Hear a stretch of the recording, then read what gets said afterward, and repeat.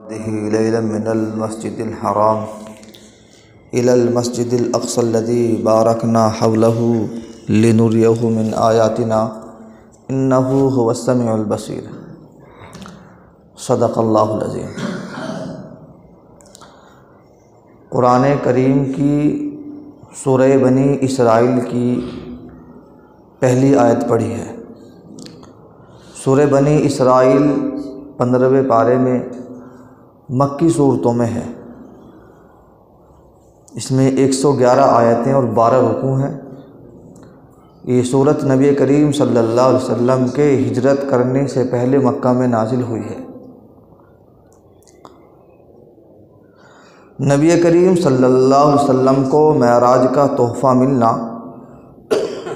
اللہ تبارک و تعالیٰ نے آپ کو کب معراج کرائی، اس میں مختلف قول ہیں،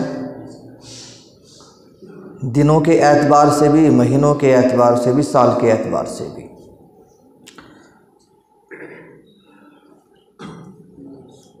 نبی کریم صلی اللہ علیہ وسلم کو اللہ تبارک و تعالیٰ نے جو معراج کا سفر کرایا ہے،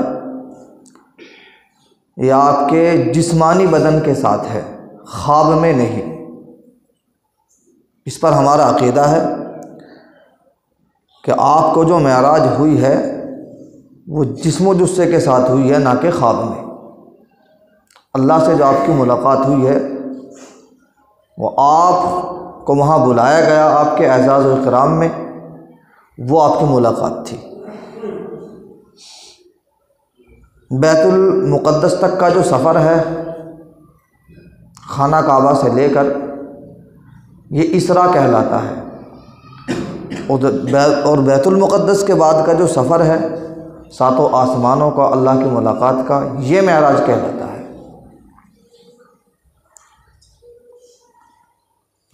نبی کریم صلی اللہ علیہ وسلم کو حرم شریف سے بیت المقدس تک براق پر لے جایا گیا، اور پھر وہاں سے آسمان در آسمان، ساتوں آسمانوں میں اسی طرح پھر آپ سدرۃ المنتہا اور اللہ سے ملاقات ہوئی۔ ہر آسمان میں الگ الگ نبی سے آپ کا تعارف ہوا۔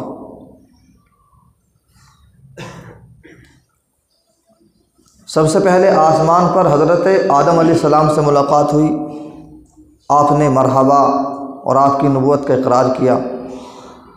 جبرائیل علیہ السلام نے آپ کا تعارف کرایا۔ دوسرے آسمان پر حضرت عیسیٰ، حضرت یحییٰ علیہ السلام سے ملاقات ہوئی۔ اسی طرح تیسرے آسمان پر حضرت یوسف علیہ السلام سے ملاقات ہوئی۔ چوتھے آسمان پر حضرت ادریس علیہ السلام سے ملاقات ہوئی، اور 5ویں آسمان پر حضرت ہارون علیہ السلام سے ملاقات ہوئی۔ چھٹے آسمان پر حضرت موسیٰ علیہ السلام سے ملاقات ہوئی، اور 7ویں آسمان پر حضرت ابراہیم علیہ السلام سے ملاقات ہوئی۔ جبریل امین نے آپ کا تعارف کرایا، تمام انبیاء نے آپ کو مرحبا، اہلا و سہلا اور آپ کی نبوت کی تصدیق کی۔ اس کے بعد جب ابراہیم علیہ السلام سے ملاقات بیت معمور کے پاس ہوئی، بیت معمور وہ جگہ ہے ہر روز 70,000 فرشتے عبادت کے لیے اس میں داخل ہوتے ہیں، عبادت کے لیے، اور جس کا ایک بار نمبر آ گیا قیامت تک دوبارہ نہیں آئے گا۔ معلوم ہوا جتنی بھی اللہ کی مخلوق ہے سب سے زیادہ تعداد فرشتوں کی ہے۔ ہر انسان کے ساتھ فرشتے ہیں، یہ اچھے برے کو لکھنے والے ہیں، محافظ فرشتے بھی ساتھ ہوتے ہیں، ہاتھوں پر، پیروں پر۔ یہ جو آج میں کہتا نا کہ بال بال بچا، وہ بچا نہیں، وہ محافظ فرشتوں کی امداد تھی، اور جب اللہ کا حکم آ جاتا تو وہ دھکیل دیتے ہیں۔ ہر انسان کے ساتھ محافظ فرشتے ہیں۔ کتنے ہی فرشتے جو ہیں بارش کی ڈیوٹی پر، ہواؤں کی ڈیوٹی پر، بادلوں کی ڈیوٹی پر، اور اس کے علاوہ جنت جہنم، بہت کثیر تعداد ہے فرشتوں کی۔ اور یہ بات آپ کے سامنے بھی آئی کہ 70,000 فرشتے روزانہ بیت معمور میں داخل ہوتے ہیں عبادت کے لیے، اور جس کا نمبر ایک بار آ گیا قیامت تک دوبارہ نہیں آتا۔ کتنے فرشتے سجدے میں ہیں، کتنے رکوع میں ہیں، سب کے الگ الگ ڈیوٹیاں ہیں۔ بہرحال سدرۃ المنتہا پہنچے، وہاں سونے کے پروانے آپ نے گرتے ہوئے دیکھے، اور جب آپ کے اللہ سے ملاقات ہوئی تو فاصلہ بہت کم رہ گیا تھا، جیسے دو کمانوں کے بیچ بس، یا اس سے بھی کم۔ اللہ تبارک و تعالیٰ نے آپ کو تحفہ دیا، نماز کا تحفہ۔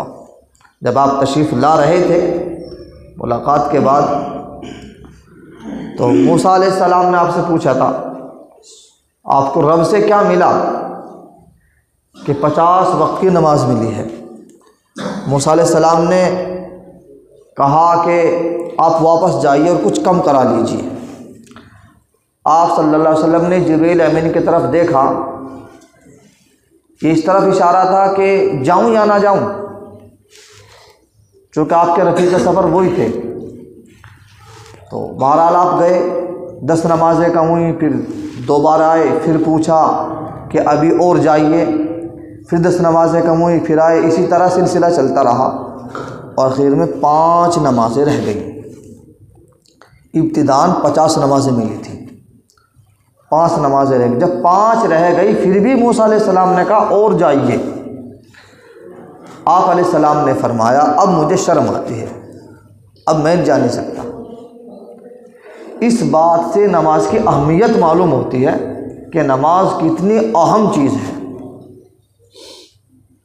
لیکن اللہ کا انعام نماز 5 وقت کی پڑھنے اور انعام 50 کا ہی ملے گا، یہ بھی ہے۔ نماز 5 وقت کی پڑھنے انعام 50 کا ہی ملے گا۔ تو پھر آپ نہیں گئے اور 5 نمازیں فرض ہو گئی، اور جو موسیٰ علیہ السلام کو اندیشہ تھا کہ بھائی میری امت نے تو اس سے کم بھی نہ پڑھی، وہی ہوا۔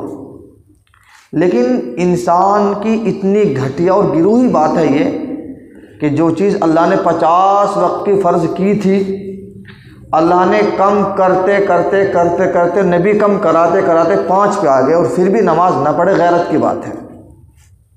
مسلمان ہو اور نماز چھوڑے تو ڈوب کر مر جائے کہیں جا کے۔ غیرت آنی چاہیے، اللہ کی زمین میں رہوے، اللہ کا کھاوے، اللہ کے آسمان کے نیچے رہوے، اللہ کی ساری نعمتوں کا فائدہ اٹھا، پھر بھی 5 وقت کی نماز نہ پڑھے تو انتہائی غیرت کی بات ہے۔ جب میرے پاس کھانے کا وقت ہے، بیت الخلا کرنے کا وقت ہے، پیشاب کرنے کا وقت ہے، سونے کا وقت ہے، تو اللہ کے لیے 5 وقت کی نماز کا وقت نہیں ہے؟ اس سے نماز کی اہمیت معلوم ہوتی ہے۔ تو آپ کو 50 ہی ملی تھی، لیکن 5 رہ گئی، اور انعام جو اللہ تبارک و تعالیٰ دیتے ہیں، اجر دیتے ہیں، وہ 50 کا ہی ملتا ہے۔ اللہ تبارک و تعالیٰ ہمیں سمجھ عطا فرمائے، نمازوں کی سی پابندی کی توفیق عطا فرمائے۔ 5 وقت کی نماز آپ کو ملی، اور جب آپ تشریف لائے، انبیاء کی آپ نے امامت کی بیت المقدس میں۔ اس میں 2 قول ہیں کہ امامت جانے سے پہلے کی یا بعد میں کی، لیکن زیادہ صحیح بات یہ ہے کہ امامت بعد میں کی، چونکہ سب آسمانوں پر آپ کا تعارف کرایا گیا، ورنہ پھر تعارف کی ضرورت نہ رہتی۔ تو یہاں آپ نے سب کی امامت بھی کی۔ جس طرح مختلف قول ہیں کہ ہجرت سے 3 ماہ پہلے معراج ہوئی، ایک قول 6 ماہ پہلے کا بھی ہے، 8 ماہ پہلے کا بھی ہے، 11 ماہ پہلے کا بھی ہے، 1 سال کا بھی ہے، 1 سال 2 مہینے پہلے کا بھی ہے، 3 سال کا بھی ہے، 5 سال کا بھی ہے۔ مختلف اقوال ہیں۔ دنوں کے بھی اس طرح مختلف اقوال ہیں، جمعے کا دن ہے، ہفتے کا یا پیر کا۔ مہینوں کے مختلف قول ہیں۔ یہ بات اس لیے بتا رہا ہوں، آگے مجھے ایک بات اور بتانی ہے ابھی، کہ اس مہینے میں کچھ نئی رسموں کا وجود ہو رہا ہے، جو پہلے سے بھی ہوتا چلا آیا ہے۔ اس لیے یہ متعین نہیں ہے کہ معراج جو آپ کو ہوئی ہے وہ رجب کے مہینے میں ہی ہوئی ہے، یہ 27ویں شب کو ہوئی ہے، یا فلاں دن ہوئی ہے، یہ طے بالکل نہیں ہے۔ ایک بات اور بتاؤں میں آپ کو، یہی جب اللہ تبارک و تعالیٰ نے آپ کو معراج کرا دی اور معراج کا تحفہ مل گیا، انعام و کرام آپ کو ملا، امت کے حق میں معراج کا رات بہتر ہے یا شب قدر بہتر ہے؟ یہ 2 باتیں ہیں۔ رات تو دونوں افضل ہیں، تو امت کے حق میں تو شب قدر بہتر ہے، شب قدر افضل ہے، چونکہ جو انعام و اکرام امت کو شب قدر میں ملے ہیں اور ملتے ہیں، ملتے رہیں گے، وہ شب معراج میں نہیں مل سکتے۔ نبی کریم صلی اللہ علیہ وسلم کو جو انعام و اکرام شب معراج میں ملے ہیں وہ شب قدر میں نہیں ملے، اس لیے نبی علیہ السلام کے حق میں شب معراج افضل، بہتر اور اعلیٰ ہے، اور امت کے حق میں شب قدر بہتر اور اعلیٰ ہے، افضل ہے۔ تو جب معراج ہو گئی اور آپ کی معراج کا چرچا ہوا، سب سے پہلے جو آپ کی تصدیق کرنے والے تھے حضرت ابوبکر صدیق تھے۔ اسی وقت آپ کو لقب صدیق کا ملا تھا۔ نبی کریم صلی اللہ علیہ وسلم بادشاہوں کی جانب خطوط بھیجتے تھے ایمان لانے کے لیے، اسلام میں داخل ہونے کے لیے، بت پرستی چھوڑنے کے لیے، گناہوں سے بچنے کے لیے۔ تو آپ علیہ السلام نے دحیہ بن خلیفہ کے ہاتھ اپنے خط بھیجا تھا روم کے بادشاہ شاہ ہرقل کے پاس۔ بادشاہ نے وہ خط پڑھا اور خط کی تحقیق کرنی چاہیے، کیا یہ نبی سچے ہیں یا جھوٹے ہیں، اور اس کی تحقیق کے لیے بادشاہ نے یہ نظام بنایا کہ مکہ مکرمہ سے جو اس وقت یہاں تاجر آئے ہوئے ہیں تجارت کے لیے، ان میں جو اچھے لوگ ہیں ان سے پوچھیں گے، وہ صحیح بات بتا دیں گے کہ یہ آدمی جھوٹا ہے کہ سچا ہے۔ بادشاہ نے حکم دے دیا کہ مکہ مکرمہ سے جو تجارتی لوگ یہاں آئے ہوئے ہیں روم کے اندر، ان میں جو معزز اور اہم لوگ ہیں ان کو بلا کر کے لایا جائے۔ چند لوگ بلائے گئے جن میں ابو سفیان بن حرب تھا۔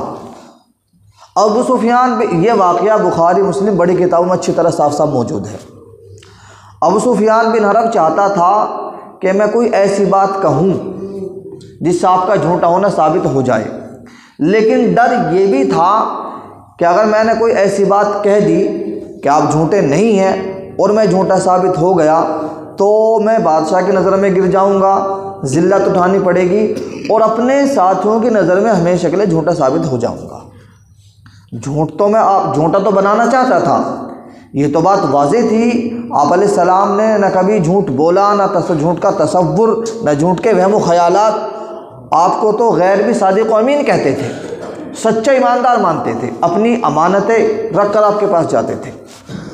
لیکن ابو سفیان بن حرب یہاں یہ چاہتا تھا کہ ایسی کوئی بات سامنے لا دوں جس سے اللہ کے نبی کا جھوٹا ہونا ثابت ہو جائے، لیکن ڈر یہ بھی تھا میں کوئی ایسی بات کہہ دوں جو جھوٹی نہ ہو، پھر میرا جھوٹ پکڑا جائے، میں یہاں ذلیل ہوں اور اپنے ساتھیوں کے سامنے ہمیشہ ذلت اٹھاتا رہوں، جھوٹا کہلاؤں۔ ایک بات میری سمجھ میں یہ آئی کہ میں ایسا کہہ دوں کہ دیکھو یہ یوں دعویٰ کرتے ہیں مدعی نبوت کہ راتوں رات مکہ سے بیت المقدس گئے، وہاں نمازیں پڑھی اور وہاں کا سفر کیا اور پھر مکہ واپس آ گئی، تو بادشاہ خود سمجھ لے گا یہ تو بات جھوٹ ہے اور مجھے کہنا بھی نہیں پڑنے کا، اور یہ بات کہتے بھی ہیں یہ۔ ابو سفیان بن حرب نے یہ بات بادشاہ کو بتائی کہ جی ایک بات ہے، یہ جو مدعی نبوت ہے محمد یہ یوں کہتے ہیں کہ ایک رات مجھے مکہ سے آپ کی اس مسجد میں بیت المقدس میں لایا گیا، یہاں نماز پڑھائی اور پھر راتوں رات واپس چلا گیا، تو میری تو سمجھ میں یہ بات آتی نہیں جی۔ جب یہ بات کہی بادشاہ کے سرحانے بیت المقدس کا جو بڑا عالم تھا وہ وہیں کھڑا ہوا تھا، وہ فوراً بول پڑا کہ اس رات سے میں واقف ہوں اور میں اس رات کو اچھی طرح جانتا ہوں، کہ پھر تم بتاؤ کیا کہنا چاہتے ہو اس کے بارے میں۔ بادشاہ ادھر سے ادھر متوجہ ہوا، سفیان بن حرب سے ادھر متوجہ ہوا کہ بتائیے۔ کہ جی بتانا یہ ہے میرا معمول تھا روزانہ کا، میں رات میں جب جاتا تھا کوئی بھی دروازہ نہیں کھلا چھوڑتا تھا، تمام دروازے اپنے ہاتھوں سے بند کرتا تھا۔ اس رات میں نے سارے دروازے بند کر دیے، ایک دروازہ مجھ سے بند نہ ہوا۔ میں نے خوب کوشش کی اور میں نے عملے کے لوگوں کو بلایا جو میرے ساتھ کام کرتے تھے، سب نے کوشش کی، دروازہ بند نہ ہوا۔ یہاں تک کہ رات میں میں نے کچھ نجار، کچھ بڑھئی جو دروازوں کا کام کرتے تھے ان کو بلایا، انہوں نے بھی کوشش کی، دروازہ بند نہ ہوا۔ اور وہ یہ کہنے پر مجبور ہوئے کہ کوئی ایسی چیز اوپر سے لگ گئی ہے کہ اب یہ بند ہو نہیں سکتا، اب دیکھ بھی نہیں سکتے، کل دیکھیں گے۔ اور ایسا محسوس ہو رہا تھا کہ ہم کسی پہاڑ کو دھکیل رہے ہیں، دروازہ بند نہیں ہوا اور ہم ایسے ہی چھوڑ کے آ گئے۔ صبح جب ہم پہنچے دروازے کے باہر جو پتھر تھا ہم نے اس میں سوراخ دیکھا، معلوم ہوا یہاں کوئی جانور باندھا گیا ہے۔ یعنی اس بات کی تصدیق کی کہ آپ یہاں آئے ہیں، آپ نے یہاں انبیاء کی امامت کی ہے۔ تو سفیان بن حرب یہاں بھی مغلوب ہی ہوا اور آپ کی بات یہاں ثابت ہوئی۔ خیر، واقعہ معراج سچا ہے، اس پر ہمارا عقیدہ ہے کہ اللہ تبارک و تعالیٰ نے جو آپ کو معراج کرا جسم و جثے کے ساتھ کرائی ہے، لیکن ہمیں سبق یہ سیکھنا چاہیے کہ اللہ تبارک و تعالیٰ نے آپ کو 50 نمازیں دی تھی اور پھر کم کرتے کرتے 5 رہ گئی، تو اب بھی 5 نمازیں ہم نہ پڑھیں، یہ غیرت کی بات ہے، انتہائی غیرت کی بات ہے۔ چند باتیں اور عرض کرنی اس مہینے کے متعلق۔ رجب کے مہینے میں یہاں کا تو معلوم نہیں، بہت ساری جگہ اور کئی جگہ سے مجھے فون بھی آیا، اب سے پہلے سالوں میں بھی آیا اس مہینے میں کہ ہزاری روزہ کب کا ہے۔ یعنی رجب کے مہینے میں کسی ایک دن یعنی 27ویں تاریخ کو ہزاری روزہ سمجھا جاتا ہے، تو اس کی کیا بنیاد ہے، کیا اصل ہے، کیا حقیقت ہے؟ میں نے ابھی بتایا تھا کہ معراج کی تاریخ کوئی متعین نہیں ہے، نہ دن متعین ہے نہ مہینہ سال متعین ہے، اس لیے طے کر ہی نہیں سکتے کہ کس رات میں معراج ہوئی۔ متعین ہو بھی جائے تو بھی میں آپ سب مل کر اتنی محبت نبی سے نہیں کر سکتے جتنی صحابہ نے کی ہے۔ کیا کر سکتے ہو؟ آپ علیہ السلام کے بعد حضرت ابوبکر صدیق، عمر فاروق، عثمان غنی، حضرت علی، خلفائے راشدین، انبیاء، تابعین، طب تابعین، کسی نے بھی رجب کے مہینے میں کوئی ہزار روزہ نہیں رکھا۔ اگر اتنی فضیلت کی بات ہوتی کہ رجب کے مہینے میں 27ویں شب میں ہزار روزے کا ثواب ہے، کوئی ہزاری روزہ ہے، تو صحابہ کیوں چھوڑتے؟ آپ کیوں نہ انہیں بتاتے اور کیوں اس پر عمل نہ کیا جاتا؟ کیوں ہمیں محروم کیا جاتا؟ لیکن ایسا ہے ہی نہیں، اس کا وجود ثبوت ہے ہی نہیں۔ کچھ من گھڑت موضوع حدیث آپ کو مل جائیں گی جو موضوع ہیں، جس کا کوئی وجود ثبوت نہیں ہے، تو اس سے کیا فائدہ؟ ایک تو یہ بات سامنے آتی ہے کہ کیا رجب کے مہینے میں ہزاری روزہ ہے یا نہیں ہے؟ تو ہزاری روزہ نہیں ہے۔ اگر ہوتا تو صحابہ، تابعین، طب تابعین، ائمہ مجتہدین، کہیں سے کوئی وجود ثبوت نہیں ملتا۔ اگر کوئی اس کو مانتا ہے، ہاں یہ بات ضرور ہے، اگر آپ رجب کے مہینے میں 27ویں تاریخ میں ہی روزہ رکھنا چاہیں، یہ عقیدہ اور نیت نہ ہو کہ شب معراج ہے یا ہزاری روزہ ہے، یوں ہی نفلی روزہ رکھنا تو اجازت ہے، اللہ جو چاہے ثواب دیں گے، اس میں کوئی شک و شبہ نہیں۔ لیکن اگر اس نیت سے روزہ رکھا جائے یا یوں بتایا جائے کہ بھئی 27ویں شب میں ہزاری روزہ ہے، 1000 روزوں کا ثواب ہے، یہ بالکل غلط اور فاسد عقیدہ ہے۔ بدعت کیا ہے؟ شریعت کے اندر جس کا وجود اور ثبوت نہ ہو وہی بدعت ہے۔ اس کو اگر آپ دین کا کام سمجھ کر کریں گے تو یہ بدعت ہوگی، گناہ ملے گا اس کا آپ کو۔ اور اس کے علاوہ جو اور کام اس میں کیے جاتے ہیں، جھنڈیاں لگائی جاتی ہیں، حلوے بنائے جاتے ہیں اور پتہ نہ کیا کیا کھلایا پلایا جاتا ہے۔ کتاب میں تو لکھا کہ کہیں کہیں میٹھی روٹیاں پکائی جاتی ہیں اور اس پر سورہ ملک، سورہ تبارک الذی کی 40 سے 41 مرتبہ تلاوت کی جاتی ہے اور اس کو تبرک کی روٹی کہہ کر تقسیم کی جاتا ہے۔ تو یہ چیزیں جو شریعت کے اندر نئی نئی پیدا ہو رہے ہیں، جس کا وجود ثبوت ہے نہیں، کسی نبی کے دور میں یا کسی صحابہ نے، تابعین نے، تابع تابعین نے نہیں کیا، تو ہم اس کو کیوں انجام دیں؟ یہ بات بہت ضروری سمجھنے کی ہے۔ تو یہ بات آپ اپنے ذہن میں رکھو کہ اس مہینے میں کوئی ہزاری روزہ نہیں ہے، اور نہ ایسا ہوا کہ 27ویں شب میں ہی آپ کو معراج ہوئی ہو۔ اس کے مختلف قول ہیں، یعنی وہ مہینہ بھی الگ ہو سکتا ہے، سال بھی الگ ہو سکتا ہے، اور دن بھی مختلف ہیں۔ اللہ تبارک و تعالیٰ ہمیں سمجھ عطا فرمائے۔